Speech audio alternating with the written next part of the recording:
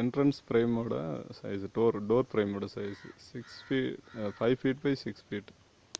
இந்த ஃப்ரேம் இந்த மாதிரி சீட்டை வச்சு ஸ்க்ரூ போட்டு டைட் பண்ணுவாங்க, அதை நாளைக்கு பண்ணுவாங்க.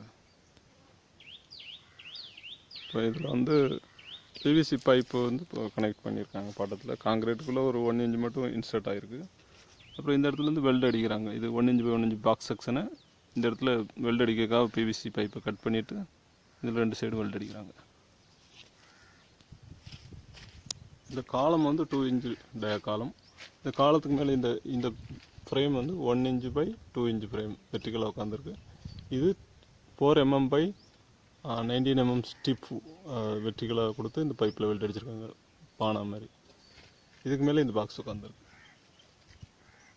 இதில் மேலே வரக்கூடிய பர்லினோட சைஸ் வந்து 2 இன்ச் பை 2 இன்ச். இந்த பர்லின் இந்த மெயின் ஃப்ரேம் மேலே 2 சைடு வெல்ட் அடிச்சிருக்காங்க. இது காலத்துலேருந்து இந்த பாக்ஸ் செக்ஷனை இந்த சைடு வெல்ட் அடிச்சிருக்காங்க. இது கார்னரில் இது இந்த சைடு வெல்ட் அடிச்சிருக்காங்க, மேலேயும் கீழே.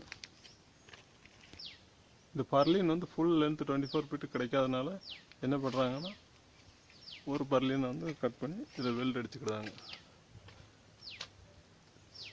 இதில் வந்து வெல்ட் அடித்து ஜாயின் பண்ணிக்கிறாங்க. இப்போ இந்த இடத்துல 3 பர்லின் வரதுனால இங்கே மிட்டில் ஒரு இடத்துல ஜாயிண்டட் பர்லினை போடுறாங்க, மற்ற 2 ரெகுலராக இந்த 2 சைட்லேயும் வருது.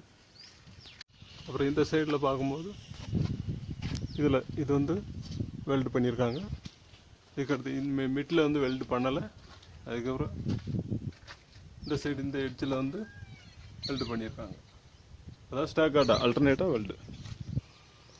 இது வந்து பாக்ஸ் செக்ஷனில் இந்த ஸ்க்ரூ இறங்கும்போது பை மிஸ்டேக்காக இறங்குனது. இதுக்கு மேலே வந்து வாட்டர் ஷீல் கொடுத்து டைட் பண்ணிக்கிறாங்க.